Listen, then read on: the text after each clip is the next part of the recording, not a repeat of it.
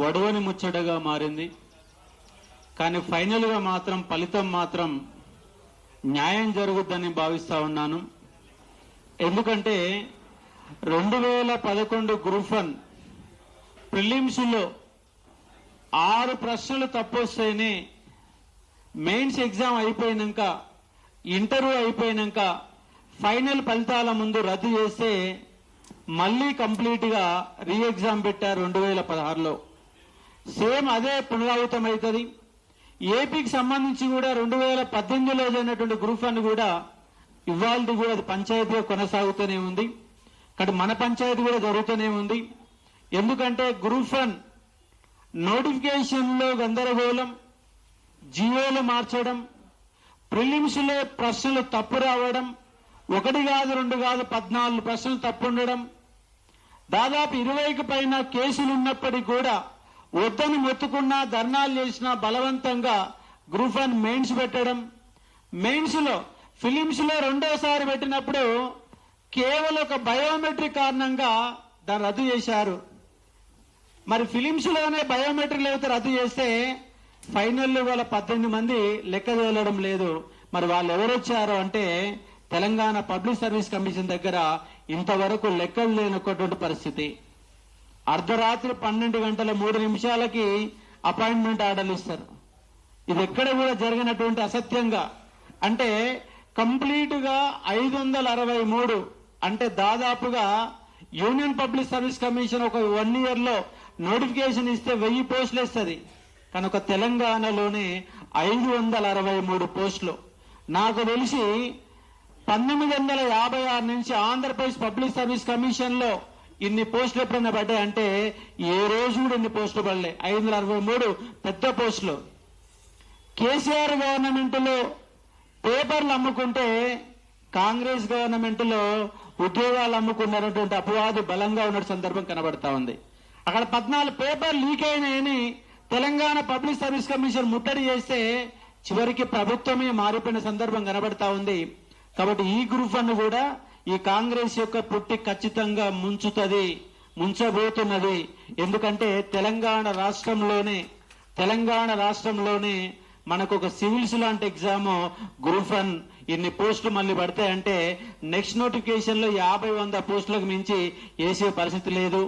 Already మనం వీధి పోరాటాలు గ్రూప్ 1 మీద, నాకు తెలిసి గ్రూప్ 1 మీద ఎన్ని మీటింగులు జరినాయంటే అన్ని మీటింగులు జరినాయి. ఒక దానికి సాక్షిభూతమే సోమాజిలో ప్రెస్ క్లబ్. నిన్నగాక మొన్న తెలంగాణ జాగృతి ఆధ్వర్యంలో కూడా నిన్న ఒక మీటింగ్ జరిగింది. మళ్ళీ వాళ్ళ అఖిలపక్ష సమావేశం పేరుతో మీటింగ్ జరుగుతుంది. కాబట్టి మనకు 1905లో వందే మాతర ఉద్యమం జరగడానికంటే ముందు 3000 మీటింగులు జరిగినాయి. కాబట్టి కాంగ్రెస్ గవర్నమెంట్ మళ్ళీ కూలిపోవడానికి ఈ గ్రూప్ 1 మీటింగులు కూడా ప్రధాన కారణమవుతాయి.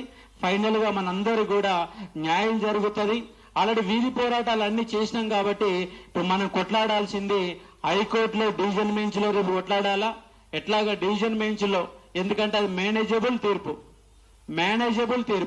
ఎందుకంటే 222 పేజీల తీర్పు వస్తే కనీసం 22 నిమిషాలు కూడా వినకుండానే ఆ తీర్పుని పక్కన పెట్టే సందర్భం మనకు కనబడుతుంది. డివిజన్ బెంచ్ మేనేజబుల్ అయింది. కాబట్టి ఇక్కడ హైకోర్టుని మేనేజ్ చేశారు కానీ సుప్రీంకోర్టుని మేనేజ్ చేయడం సాధ్యం కాదు.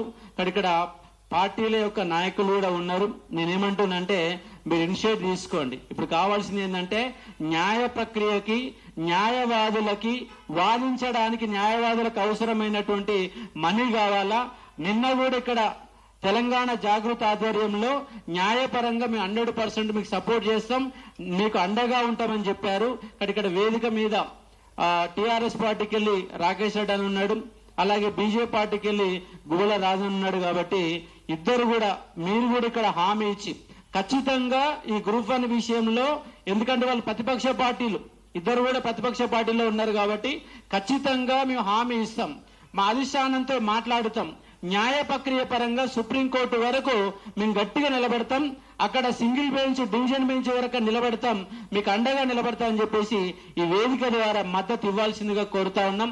ఎందుకంటే మన గ్రూప్ 1 విషయంలో ఇప్పటికీ 100 రకాల తప్పిదాలు జరినాయని చెప్పేసి పాయింట్ లెక్కలు చెప్తే కనీసం గంట పడుతుంది. కానీ ఇవన్నీ అరిగిపోయినటువంటి ముచ్చట్లే కాబట్టి మేము బలంగా మన తెలంగాణ జాగృతి మీటింగ్ కూడా అదే చెప్పినాం. మేము స్ట్రీట్ ఫైట్ చేశాము, మీరు లీగల్ ఫైట్ చేయని చెప్తున్నాం. కానీ ఇప్పుడు కూడా ఇక్కడ ఉన్నటువంటి పార్టీ సంబంధించినటువంటి ముఖ్య వ్యక్తులుగా మీరు వచ్చారు కాబట్టి మీరు ఖచ్చితంగా మీ అధిష్టానంతో మాట్లాడి ఈ గ్రూప్ 1 ఎందుకంటే 563 అంటే ఒకటి కాదు రెండు కాదు, రేపు రాష్ట్రమే వాళ్ళ గుప్పెట్లో ఉంటుంది. 115 డిఎస్పీలు, దాదాపు 50 పైనటువంటి డిప్యూటీ కలెక్టర్లు, రేపు వాళ్ళంతా ఐఏఎస్ ఆఫీసర్లు అవుతారు, ఐపీఎస్లు అవుతారు. ప్రతి డిపార్ట్మెంట్ హెడ్ వాళ్ళ 563 మంది. తర్వాత 5 ఏళ్ల తర్వాత రాష్ట్రంలో ఎన్ని డిపార్ట్మెంట్లు ఉన్నాయో అన్ని డిపార్ట్మెంట్లకు ఇన్ఛార్జీలు ఎవరైతారంటే ఇవాళ గ్రూప్ 1 సెలెక్ట్ అయిన వాళ్ళు ఇన్ఛార్జీలుగా ఉంటారు. కాబట్టి వాళ్ళు తీసుకొని సర్టిఫికేట్ తీసుకొని రెడీగా ఉన్నారు.